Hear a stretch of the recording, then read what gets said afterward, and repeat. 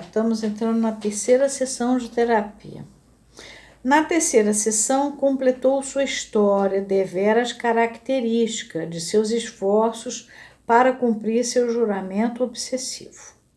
Naquela noite, a última reunião de oficiais realizou-se antes do fim das manobras.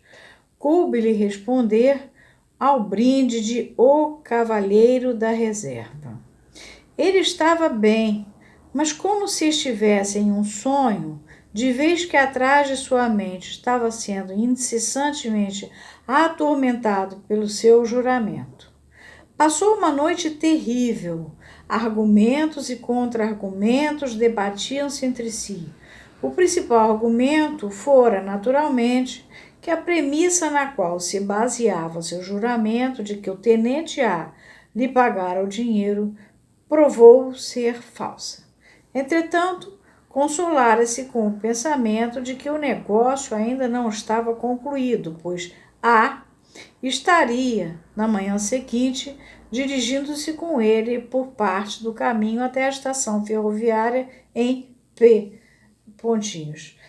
No número, a nota 1 diz o seguinte: o registro original de Freud mostra que esse lugar era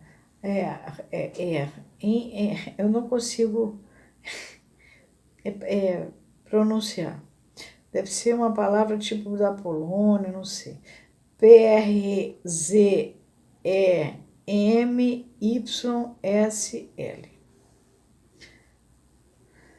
De modo que ele ainda teria tempo de lhe pedir para um favor necessário. Nota 2. Consulta ao mapa esboçado, a página 212, pode tornar esse parágrafo mais fácil a compreensão.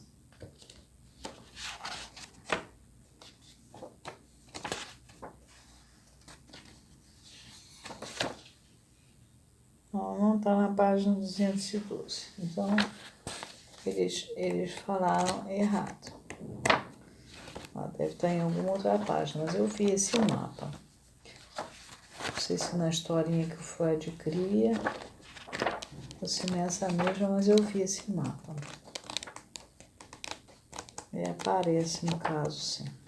Mas não está na página 212, não. Tem um erro. Está aqui. Está na página 215. O mapa está aqui.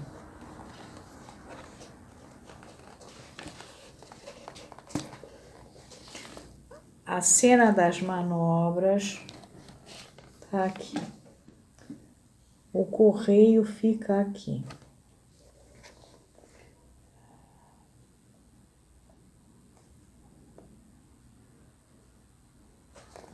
Tá.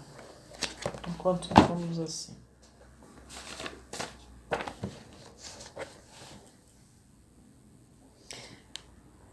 Corrijam aí que é na 215, tá?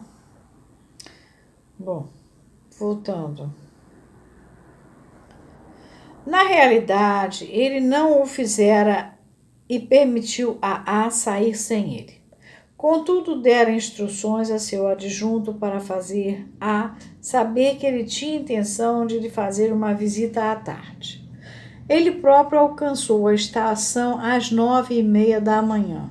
Lá depositara sua bagagem e providenciara várias coisas que tinha de fazer na cidadezinha, com a intenção de depois fazer a visita a A.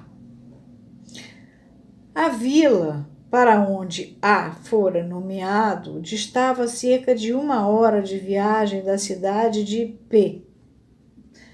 A viagem por trem até o lugar onde estava a agência postal, Z, levaria 3 horas. Ele calculara, portanto, que a execução de seu complicado plano lhe daria tempo exato para apanhar o trem da noite que partia de P para Viena. As ideias que lutavam dentro dele foram, de um lado, que ele estava simplesmente sendo covarde e, obviamente, apenas tentando escapar do desprazer de pedir a A que fizesse o sacrifício em questão e de fazer uma figura idiota à frente dele. E isso é que explicava por que ele estava desrespeitando o seu juramento. Por outro lado, era a ideia de que, pelo contrário, seria covardia sua realizar, em itálico, o seu juramento, de vez que só queria fazê-lo assim, a fim de que fosse deixado em paz por suas obsessões. Quando, no decurso de suas deliberações, acrescentou o paciente, ele achava os argumentos tão nitidamente equilibrados assim, era seu hábito permitir que seus atos fossem decididos por eventos casuais, embora pelas mãos de Deus. Por conseguinte, quando um carregador na estação se dirigiu a ele com as palavras: "O trem das 10 horas, senhor", ele respondeu: "Sim", e de fato fora no trem das 10 horas. Desse modo, criou um fait accompli, uma coisa que foi feita, e se sentiu enormemente aliviado. Providenciara a reserva de um lugar para a refeição no carro-restaurante.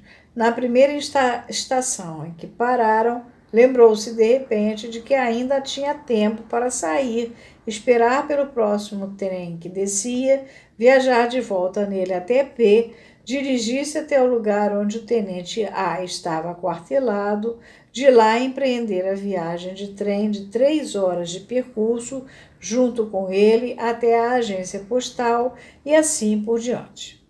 Fora apenas a consideração de que reservara seu lugar para a refeição com um comissário do carro-restaurante que o impedira de realizar esse plano. Ele, contudo, não o abandonara. Só deixara para sair numa próxima parada. Dessa maneira, ele se debatera com as ideias de estação a estação, até que alcançara uma, na qual lhe parecia impossível sair, porque tinha parentes que lá moravam. Determinara, pois, atravessar Viena, cumprimentar lá o seu amigo e lhe expor todo o assunto, e assim, depois que seu amigo tivesse tomado sua decisão, apanhar o trem noturno de volta a P. Quando expus a dúvida quanto a saber se isso teria sido viável, assegurou-me que teria tido meia hora a poupar entre a chegada de um trem e a partida de outro. Entretanto, quando chegara a Viena, não conseguiu encontrar seu amigo no restaurante onde esperava encontrá-lo, nem encontrara a casa do seu amigo até às 11 horas da noite. Ele lhe contou toda a história naquela mesma noite. Seu amigo mantivera suas mãos erguidas de assombro por pensar que ele ainda podia duvidar se estava sofrendo de uma obsessão, e o acalmou naquela noite de modo que ele pudesse dormir tranquilo. Na manhã seguinte, foram juntos para a agência postal a fim de remeter as 3,80 coroas à agência postal Z, onde havia chegado o pacote contendo o pince-nez. Foi essa última explicação que me forneceu um ponto de partida do qual pude começar a pôr em ordem as diversas distorções implicadas em sua história. Depois que seu amigo o trouxe até o seu perfeito juízo, ele não remetera a pequena quantia de dinheiro em questão nem ao tenente A, nem ao tenente B, mas diretamente à agência postal. Ele, portanto, deve ter sabido que devia a importância das despesas com o pacote e mais ninguém senão ao oficial da agência postal, e deve ter sabido isso antes de iniciar sua viagem. Revelou-se que, com efeito, ele o soubera antes de o capitão fazer seu pedido e antes que ele próprio fizesse seu juramento. Isso porque agora lembrava que poucas horas antes de encontrar o cruel capitão, tivera ocasião de se apresentar a outro capitão que lhe contara como estavam realmente as coisas. Esse oficial, ouvindo o seu nome, lhe contara que estivera na agência postal pouco tempo antes e que aí a jovem dama lhe perguntou se ele conhecia o tenente L, que é o paciente, para quem chegara um pacote a pagar contra entrega. O oficial respondeu que não, mas a jovem dama fora de opinião que ela podia confiar no desconhecido tenente e dissera que, no meio tempo, ela própria pagaria as taxas. Fora assim que o paciente se apossou do pince-nez que havia encomendado. O cruel capitão cometera um equívoco quando, ao lhe entregar o pacote, lhe pediu para pagar a em reembolso as 3,80 coroas, e o paciente deve ter sabido que foi um engano. Apesar disso, fizeram um juramento fundado nesse equívoco, um juramento que estava fadado a ser um tormento para ele. Assim fazendo, suprimira para si próprio justamente como suprimira para mim ao contar a história, o episódio do outro capitão e a existência da confiante jovem na agência postal.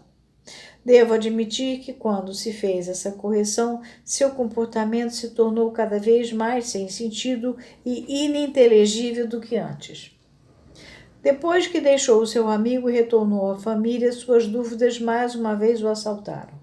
Os argumentos de seu amigo, via ele, não foram diferentes dos seus próprios argumentos, e ele não estava em delírio algum de que seu alívio temporário podia ser atribuído a alguma coisa mais além da influência pessoal do seu amigo. Sua determinação de consultar um médico configurou-se num delírio da seguinte forma engenhosa.